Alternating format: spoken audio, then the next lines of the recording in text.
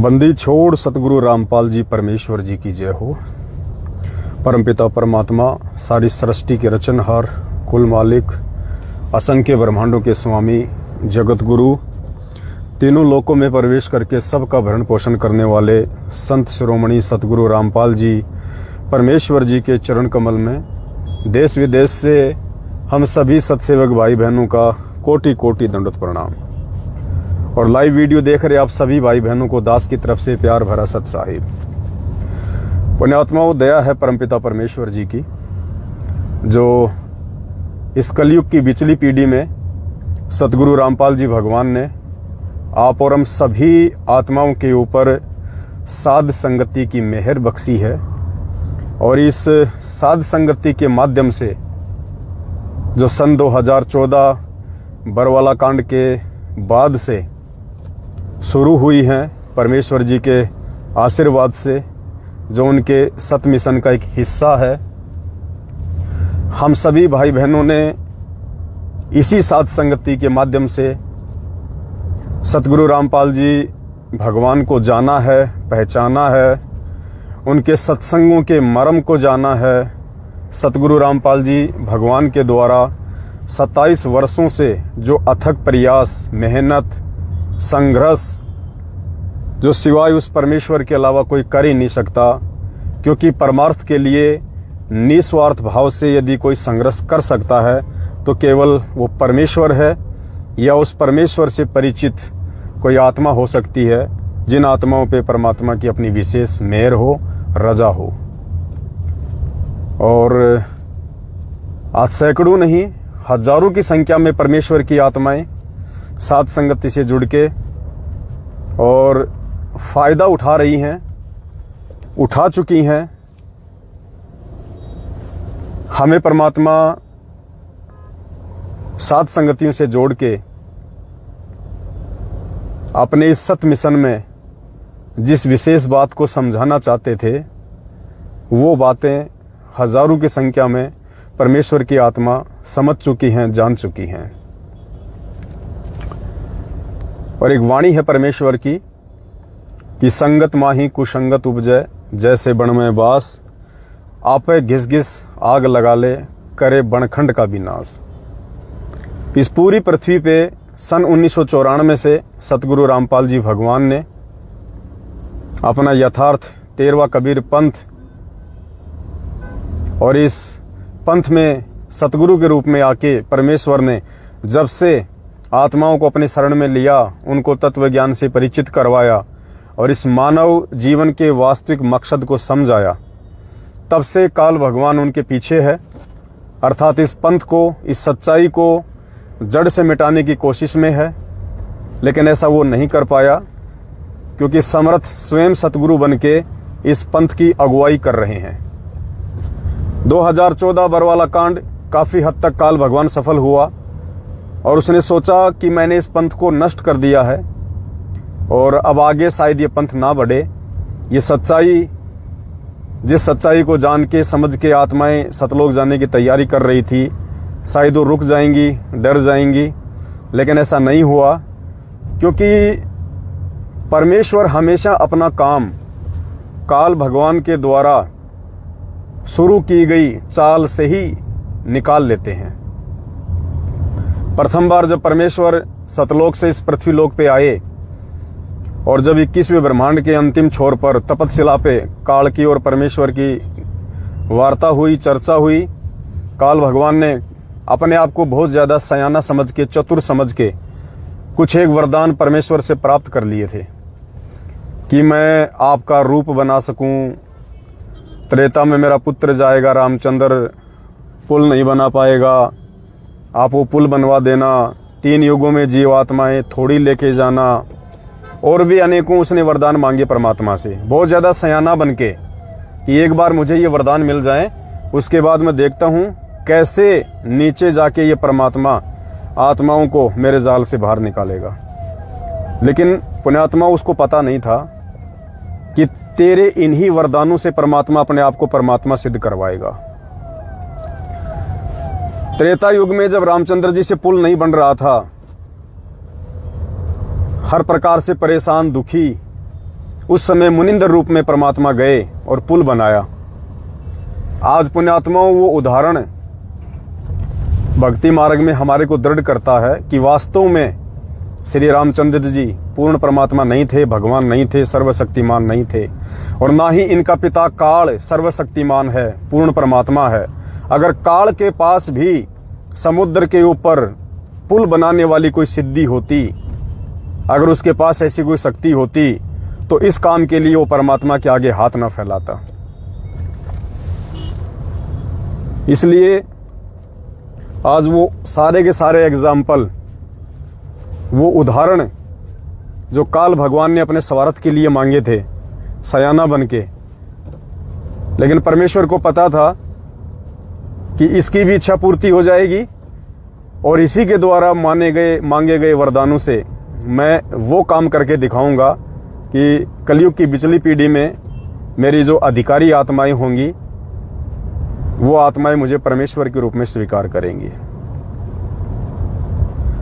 तो काल भगवान ने सोचा कि 2014 में अब ये पंथ समाप्त हो चुका है, अब यहां से कोई सत्यता आगे नहीं बढ़ेगी, ये मार्ग आगे नहीं बढ़ेगा। लेकिन ये उसकी छोटी सोच थी, नादान सोच थी। क्योंकि काल क्या करता है, उस परमेश्वर की वाणी के अनुसार कि संगत माही कुसंगत उपजे जैसे बन में बांस। तो एक अच्छी संगत परमात्मा सन 1994 से अथक प्रयास करके तैयार कर रहे थे सतलोक आश्रम बरवाड़ा में, करोथा में। लेकिन उस संगत में कुसंगत उपजाने का काम इस काल भगवान ने किया, अपने एजेंटों को निमित्त बना के। और एजेंट कौन? उसी पंथ के लोग जो मर्यादा तोड़ चुके थे, जो गुरु के वचनों पे नहीं चलते थे। कौन लोग? स्वयं सतगुरु रामपाल जी भगवान का कलयुगी परिवार, उनके भाई बंधु रिश्तेदार, जो लोग आश्रम में सेवादार थे, कोऑर्डिनेटर थे। उन्हीं लोगों की मर्यादाएं टूट चुकी थी। आश्रम में रहते सहते वो गुरु को भगवान नहीं मान पाए थे, उनके वचनों में नहीं चल रहे थे और गुरु के भाई के वचनों को अधिक महत्व दे रहे थे। तो काल का दाव लग गया, क्योंकि परमेश्वर की वाणी है कि जब तक हंसा हमरी आना, काल लगे ना तेरा बाणा। उसके बाद परमात्मा ने एक मौका दिया सर्व संगत को, साध संगतियां शुरू करवा के, कि साध संगतियों के माध्यम से मेरे बच्चे पुनः इकट्ठे होंगे और जो अधिकारी आत्माएं होंगी इस लाखों की भीड़ में से, वो आत्माएं छट छट के और साध संगतियों से जुड़ेंगी और अपने आत्म कल्याण के लिए आगे बढ़ेंगी। ऐसा ही हुआ। 5-6 वर्षों से साध संगतियां चल रही थी, लेकिन काल भगवान को कहाँ अच्छा लगा ये सब। जहां इस परमात्मा का मार्ग आगे बढ़ता है, जहां पे साध संगतियां होती हैं, जहां पे सत्यता होती है, वहीं तो इसने कुसंगत पैदा करनी होती है। तो बीच बीच में इसने प्रयास किए। पहले संजय दिल्ली वाला था, पहले मेरठ में आता था, सही था, लेकिन फिर उसने अपनी बकवास शुरू करी, अपने आप को नानक जी की आत्मा साबित करने में लग गया। कुछ आत्माएं उसके जाल में फंस गई, वो अलग हुआ।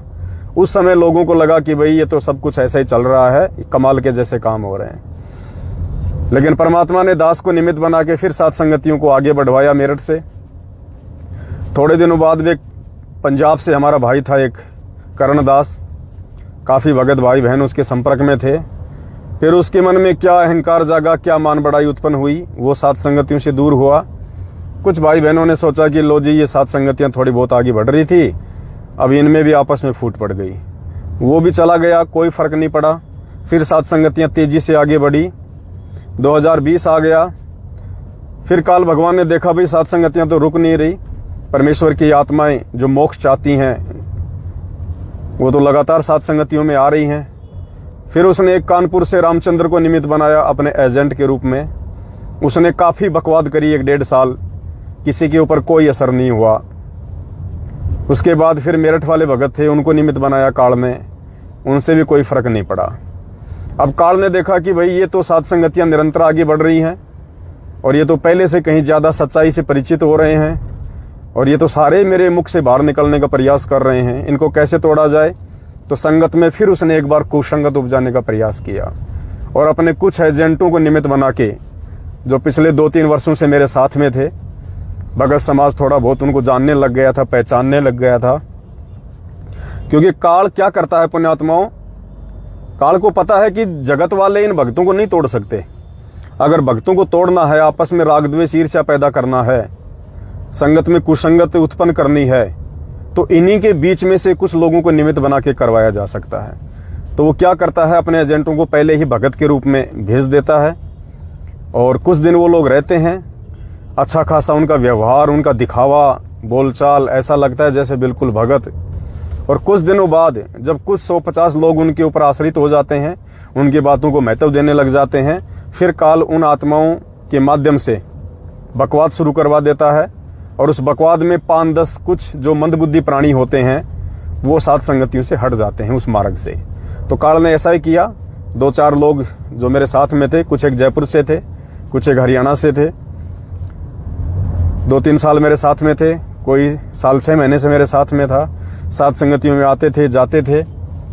तो भगतों ने थोड़ा विश्वास कर लिया कि भाई ये पवनदास जी के साथ में हैं, अच्छे भगत होंगे।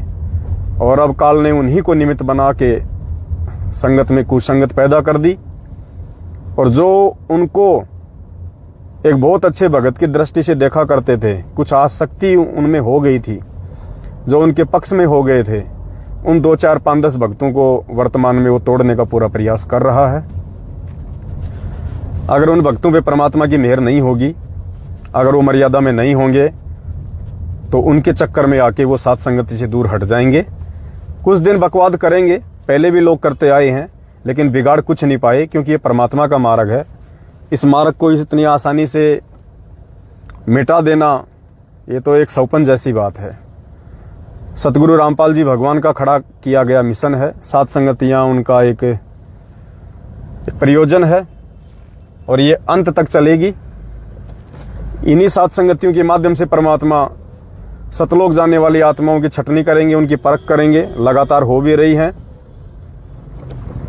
तो साथ संगतियों को मिटाना या साथ संगतियों को बिल्कुल जड़ से समाप्त कर देना, ये तो बिल्कुल असंभव है, नामुमकिन है। हालांकि काल समय समय पर अपनी चाल जरूर चलता है, लेकिन सफल नहीं हो पाएगा। बहुत सारे भगत भाई बहन दास को मैसेज कर रहे थे कि भगत जी, कुछ काल प्रेरित लोगों ने साथ संगतियों में जो गंदगी फैलाने का कुप्रयास किया है, उसके ऊपर आप जी को 2 शब्द बोलने चाहिए। तो दास ने उनको कहा कि देखो भाई, हमारा मकसद क्या है? हमारा मकसद है लोगों को सच्चाई से परिचित करवाना। हमारा मकसद है इस परमेश्वर के मार्ग में प्यार प्रेम के साथ में आगे बढ़ना, राग द्वेष करने वालों को छोड़ देना और लगातार परमात्मा के इस मार्ग में आगे बढ़ना।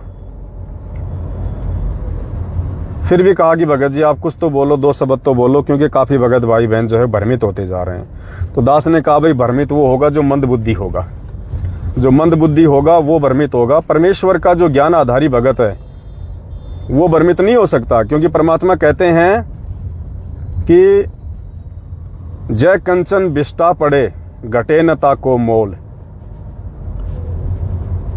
सोने को अगर टट्टी में डाल दिया जाए तो उसकी कीमत कम नहीं होती है। तो जो सच्चे भगत होंगे परमात्मा के, जो ज्ञान को आधार बना के साथ संगति से जुड़े होंगे, वो तो भ्रमित नहीं हो सकते। और जिन पे परमात्मा की दया नहीं है, जिन पे परमात्मा की ही मेहर नहीं है, उनको तो वैसे भी परमात्मा ने साथ संगतियों से बाहर करना है, क्योंकि वो गंध है, वो बकवादी लोग हैं। आज नहीं तो कल वैसे भी वो साथ संगतियों से दूर हटेंगे। फिर भी दास लाइव आया है, थोड़ा सा ज़्यादा समय तो लाइव नहीं आ पाऊंगा, लेकिन दास केवल इतना ही कहेगा कि भाई, जब हमें पूर्ण विश्वास है कि हम सही हैं और हम मनमुखी रूप से नहीं, बल्कि सतगुरु रामपाल जी भगवान जी के द्वारा खड़े किए गए हैं, उन्होंने निमित्त बनाया है हमें साथ संगतियों के लिए, लगातार उनका आशीर्वाद है, उनकी मेहर हमारे साथ में है, तो हमें कोई फर्क नहीं पड़ता है कि कौन साथ संगति से बाहर निकल रहा है, कौन साथ संगति से जुड़ रहा है। हम कोई बायोडाटा इकट्ठा करने के लिए नहीं आए हैं।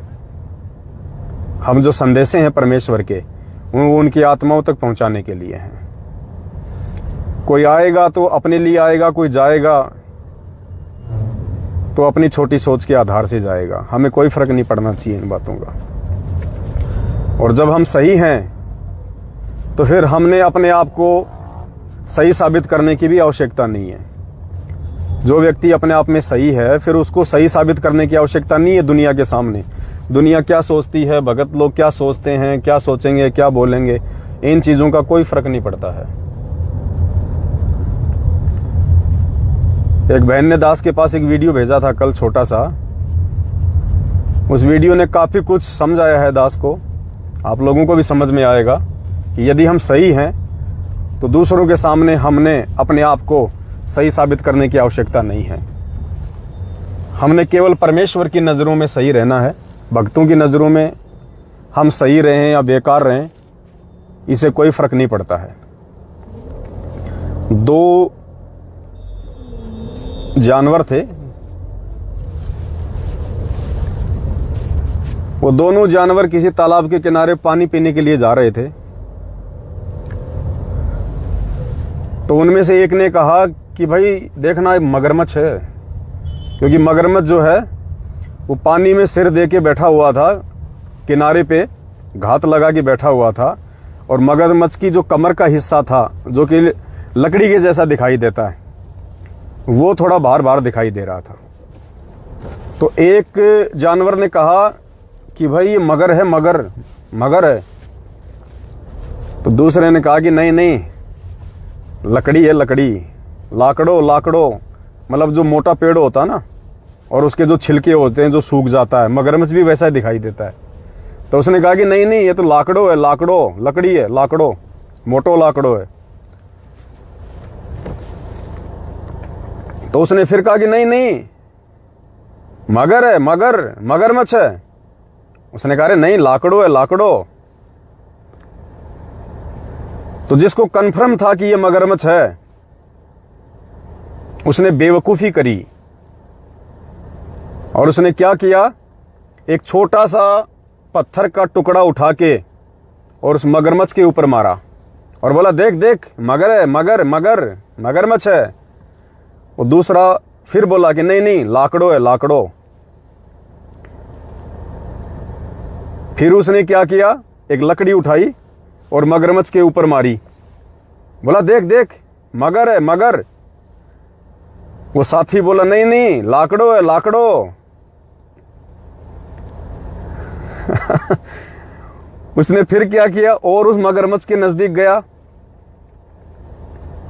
और थोड़ा सा पानी अपने पैर से उठा के मगरमच्छ पे मारना शुरू किया। बोला देख देख, मगर है, मगरमच्छ है।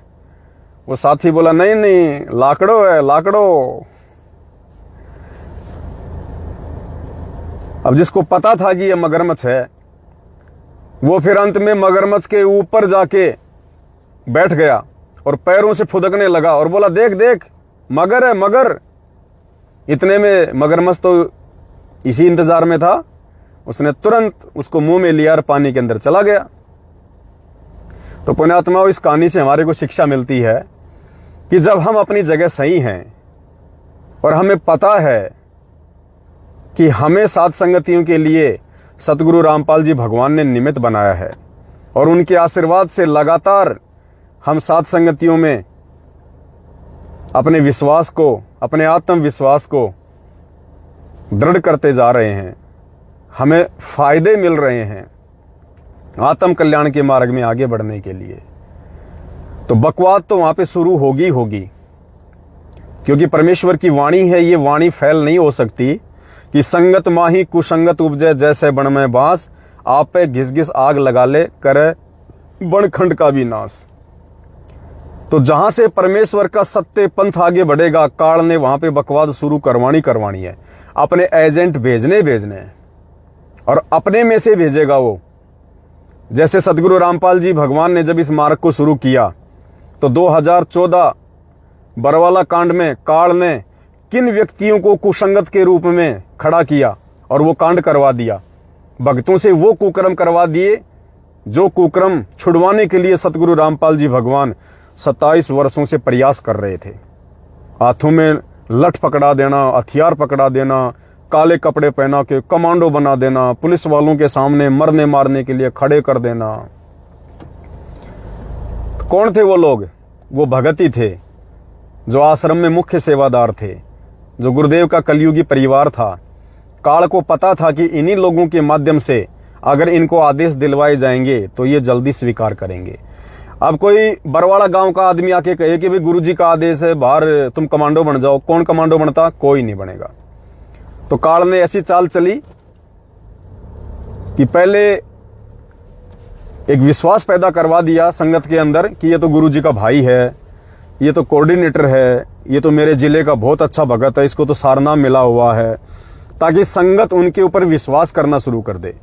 जबकि वो लोग पहले से ही परमेश्वर की मर्यादाओं से दूर थे, उनको काल ने निमित्त बना रखा था। और उस विश्वास का फायदा फिर काल भगवान ने उठाया।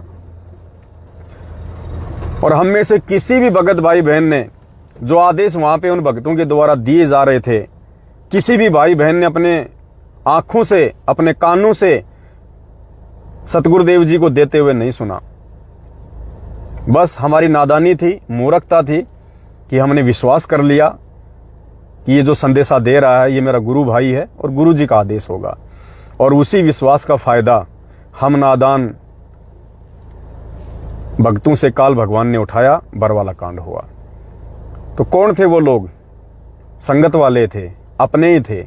तो आज भी यदि काल भगवान इन सात संगतियों में कुछ संगतियां पैदा करवाएगा, अपनी बकवाद शुरू करवाएगा, इस निरंतर आगे बढ़ते हुए मार्ग को यदि अवरुद्ध कराने का कुप्रयास करेगा, तो कोई जगत वालों को निमित्त नहीं बनाएगा, अपने बीच से ही लोगों को उठाएगा। तो कुछ एक लोगों को उसने निमित्त बनाया और थोड़ी बहुत बकवास उसने शुरू करवाई है, जो पिछले कई वर्षों से लोग करते आ रहे हैं। ना उनकी दाल गली, ना इनकी दाल गलेगी। तो कहने का मतलब है पुण्यात्माओं, काल ने यह बकवाद क्यों शुरू करवाई? सात संगतियों को रुकवाने के लिए। क्यों? क्योंकि हम आगे ना बढ़ें। और ये जो अनमोल समय है वर्तमान का, एक एक श्वास की कीमत परमात्मा ने हमें समझाई है। ये श्वासें और ये अनमोल समय हम लोग आपस में एक दूसरे को सही और गलत साबित करते हुए बर्बाद कर दें। ये अहम पॉइंट है, इसको ध्यान रखना। कीमत इस मानव शरीर की नहीं है, कीमत मानव शरीर के अंदर श्वासों की है, श्वासों की। और काल यही चाहता है कि इनका समय बर्बाद करवाया जाए, इनकी श्वासें बर्बाद करवाई जाए, इनके आपस में राग द्वेष और ईर्ष्या को फैला दिया जाए, इनमें पक्ष और विपक्ष हो जाए, गुटबाजी बन जाए, और आपस में एक दूसरे के ऊपर ये आरोप और प्रत्यारोप लगा के कोई अपने आप को सत्य साबित करने में लगा रहे, कोई दूसरे को झूठा साबित करने में लगा रहे। और इनका समय ज्यादातर चाहे सोशल मीडिया पे हो, चाहे वैसे फोन पे हो, बर्बाद करवाया जाए। क्योंकि कीमत तो समय की है ना, श्वासों की है। लेकिन 27 साल से भगवान ने हमें जो इतना अनमोल ज्ञान देके इस मार्ग में खड़ा किया है, तो ये भी परमात्मा ने हमें समझा रखा है कि बेटा काल क्या चाल चलेगा और किन लोगों के माध्यम से क्या वो बकवाद करवाएगा। उस समय काल की क्या साजिश होगी, क्या सूक्ष्म चाल होगी, और उस समय तुम भगत भाई बहनों ने कैसे उस काल की सूक्ष्म चाल को समझ के अपने समय और श्वासों का सदुपयोग करना है। तो भाई और बहनों, हम इस काल की सूक्ष्म चाल में आने वाले नहीं हैं। हमारा किसी से यहां पे कोई कंपटीशन नहीं है।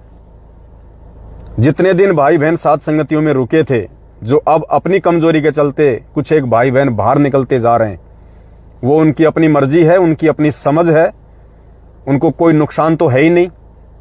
जितने दिन वो सात संगतियों से जुड़े, कुछ न कुछ फायदा उठा के जा रहे हैं। नुकसान उठा के नहीं जा रहे, वो फायदा ही उठा के जा रहे हैं। और आगे यदि वो नहीं जुड़ना चाहते हैं, नहीं रहना चाहते हैं, तो वो उनकी अपनी मौज है, अपनी मर्जी है। बाकी हम जितने भी सत्सेवक भाई बहन हैं, हमने पुण्यात्माओं अपने समय का और श्वासों का सदुपयोग करना है। काल भगवान की इस सूक्ष्म चाल को समझना है। इसी सूक्ष्म चाल को समझाने के लिए 27 साल से भगवान ने दिन रात एक कर दिए, और पिछले 7 वर्षों से परमात्मा ने साध संगतियां शुरू करवाई है, ताकि हम इस सत्य मार्ग में ज्ञान को आधार बना के आगे बढ़ें अपने आत्म कल्याण के लिए। और जो बकवाद उसके द्वारा जो करवाई जा रही हैं काल के द्वारा, उन बकवादों में फंसकर अपना समय और श्वासें बर्बाद करने से हम बचें। तो दास की विनती है, 1 दिसंबर 2022 को रात्रि 8:30 बजे दास लाइव आएगा। हम परमेश्वर की पहले की तरह महिमा करेंगे, क्योंकि भगत का काम केवल परमेश्वर की महिमा करने का होता है। भगत का काम एक दूसरे की निंदा चुगली करने का नहीं होता है। भगत का टारगेट स्वयं का समय बचाना, दूसरों का समय बचाना होता है। और 7 संगतियां लगातार चल रही हैं। अभी 27 तारीख को गुड़गांव में 7 संगति थी, 27 तारीख को नेपाल में 7 संगति थी, 27 तारीख को कर्नाटक में 7 संगति थी, 27 तारीख को बिहार के सिवान में 7 संगति थी, और भी अनेकों जगह लगातार 7 संगतियां हो रही हैं। आपस में जो भाई बहन संपर्क में हैं, मिलजुल के परमेश्वर को भोग लगा रहे हैं, परमेश्वर की महिमा कर रहे हैं। और जो बकवादी लोग हैं, उनके पास में ऐसे कोई पॉइंट नहीं है, उनके पास में ऐसे कोई प्रमाण नहीं है जिससे वो 7 संगतियों को रुकवा सकें या 7 संगतियों में जो है वो गंदगी फैला सकें। वो केवल काल प्रेरणा से अपना जीवन बर्बाद करेंगे। और कुछ एक मंद बुद्धि लोग जो 7 संगति से जुड़ के भी ज्ञान को आधार नहीं बना पा रहे थे, उन कच्चे लोगों को अपने साथ कर लेंगे। और शायद परमात्मा भी यही चाहते हैं कि 7 संगतियों में गंदगी ठीक नहीं है, 7 संगतियों में कचरा ठीक नहीं है। उन लोगों का 7 संगतियों से बाहर निकल जाना ही बेहतर है, आगे 7 संगतियों को अच्छी रफ्तार देने के लिए। तो सभी भाई बहन 1 दिसंबर 2022 को रात्रि 8:30 बजे दास का जो फेसबुक पेज है पवन दास इज लाइव, उसको फॉलो करें। रात्रि 8:30 बजे हम घंटा 1.5 घंटा परमेश्वर की महिमा करेंगे। हम गुरुदेव के सत्संगों को आधार बना के उन सत्संगों के सार को समझने का प्रयास करेंगे। और हमने वो विश्वास और वो दृढ़ता उस आने वाले विनाशकारी समय से पहले अपने अंदर लानी है, पैदा करनी है, ताकि उस विनाशकारी समय में हम डगमग ना हो, हमारा विश्वास ना डोल जाए। दुनिया की गतिविधियों को देख के, उस भयंकर पीड़ाकारी समय को देख के, वो समय तो आना है पुण्यात्माओं, इसमें कोई दो राय नहीं है। क्योंकि उस समय के आए बिना ये दुनिया सतगुरु रामपाल जी को भगवान नहीं मानने वाली है। तो वो समय आएगा, जरूर आएगा, और हम तो उम्मीद में हैं कि वो जल्दी आ जाए। क्योंकि उस समय के आए बिना ना तो हमारे परमेश्वर बाहर आने वाले हैं और ना ही ये दुनिया इस परमेश्वर के मार्ग को अपनाने वाली है। और वैसे भी परमात्मा कहते हैं कि जिस मरने से जग डरे मेरे मन आनंद, कद मरूं कद पाऊं वो पूर्ण परमानंद। तो हम भगत भाई बहनों को जो परमेश्वर को परमेश्वर मान के 7 संगतियों से जुड़ के इस मिशन में आगे बढ़ रहे हैं, उनको तो उस विनाशकारी समय का वेलकम करना चाहिए कि परमेश्वर जितना जल्दी हो सके वो समय आ जाए, ताकि आप हम सबके बीच में हो। और परमेश्वर आपका ये मिशन, आपका ये मार्ग, इस कलयुग में जो सतयुग लाने का आपका जो मिशन है, ये परमेश्वर जल्द से जल्द संपन्न हो, ताकि सारा विश्व एक परिवार की तरह इकट्ठा होके आपके चरणों में बैठ के अपने आत्म कल्याण के लिए आगे बढ़े। तो मेरे सभी सत्सेवक भाई बहनों से मेरी प्रार्थना है, हमने इस काल भगवान की चाल का और इसके बिछाए गए जाल का हिस्सा नहीं बनना है। जिन्होंने बनना है वो बन चुके हैं। और ये 2022 दास ने 2022 लगते ही, जिस समय कोई सोच भी नहीं सकता था, जिस समय लोग ज़्यादा से ज़्यादा 7 संगतियों में जुड़ रहे थे, उसी समय परमात्मा ने दास को निमित्त बना के एक वीडियो बनवा दिया था कि ये जो 2022 है ये केवल सत्सेवकों की छटनी है, बाकी संगत की छटनी तो हो चुकी है। वो तो अपने कुकर्मों में व्यस्त है मैनेजमेंट के पीछे।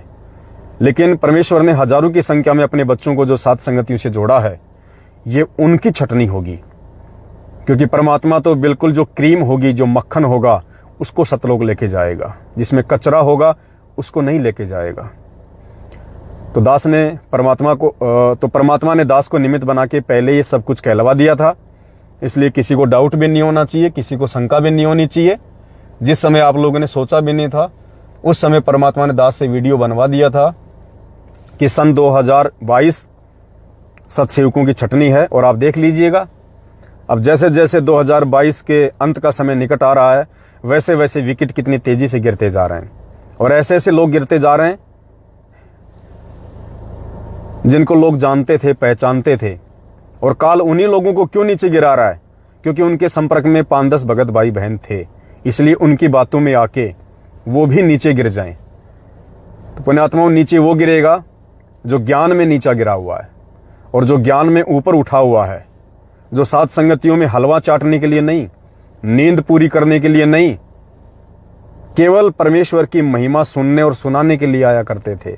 सात संगतियों से अपने जीवन में बदलाव लाने के लिए आया करते थे। सात संगतियों से कुछ अर्जित करने के लिए आया करते थे। वो आत्माएं नीचे नहीं गिर सकती। वो तो इन घटनाओं को देख के और ज्यादा दृढ़ हो रही हैं कि हे परमपिता परमेश्वर, हम नीच आत्माओं पे तो मेहर रखना परमात्मा। इतना ज्ञान समझ में आने के बाद भी, सात संगतियों में इतना आने के बाद भी ये लोग एक भगत को नहीं पहचान पाए, ये परमेश्वर को क्या पहचान पाएंगे? आपको क्या पहचान पाएंगे? तो वो आत्मा तो और ज्यादा दृढ़ होती जा रही है। तो आप भाई बहनों का ज्यादा समय नहीं लूंगा, और भी सेवाएं हैं। और 1 दिसंबर 2022 को सभी भाई बहन रात्रि 8:30 बजे दास के फेसबुक पेज पवन दास इस लाइव पर लाइव जुड़े। हम परमेश्वर की महिमा करेंगे, और उसके बाद लगातार पुण्यात्माओं, हमारे पास बहुत सारे टॉपिक हैं, बहुत सारे विषय हैं जिन पे हम लगातार लाइव आ सकते हैं, लेकिन बीच बीच में कुछ सेवाएं होती हैं।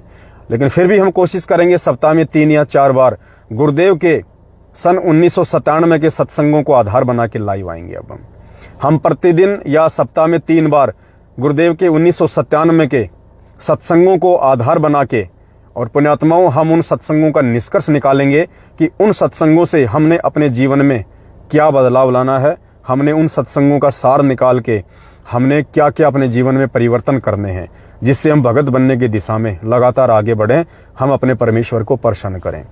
तो काल भगवान की चाल को समझिए, उसके जाल को समझिए, और सतगुरुदेव जी के मिशन को समझिए कि परमात्मा हमसे क्या चाहते हैं और काल हमसे क्या करवाना चाहता है। जो इन चीजों को समझ जाएगा, परमेश्वर के मकसद को और काल भगवान के जाल को जो व्यक्ति समझ जाएगा, जो भगत समझ जाएगा, वो परमेश्वर का है। उसको तो साक्षात काल भी आके सात संगतियों से दूर नहीं कर सकता।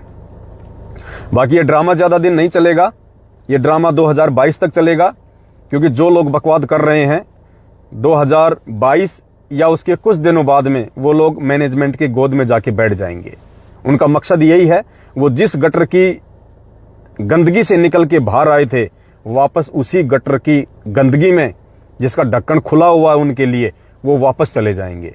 क्योंकि वो अपने जीवन में परिवर्तन नहीं कर सकते, वो अपने जीवन में ज्ञान से बदलाव नहीं ला सकते, इसलिए वो काल के हैं, परमेश्वर के नहीं हैं। और परमेश्वर उनको वापस उसी जगह बैठा देगा जहां से परमेश्वर ने बाहर निकाल के उनको एक मौका दिया था सुधरने का। तो बस ज्यादा समय नहीं लूंगा भाई बहनों का। 1 दिसंबर 2022 को सभी भाई बहन लाइव जुड़िए, परमेश्वर की महिमा करेंगे और अपने आत्मिक कल्याण की तरफ हम आगे बढ़ेंगे। बंदी छोड़ सतगुरु रामपाल जी परमेश्वर जी की जय हो।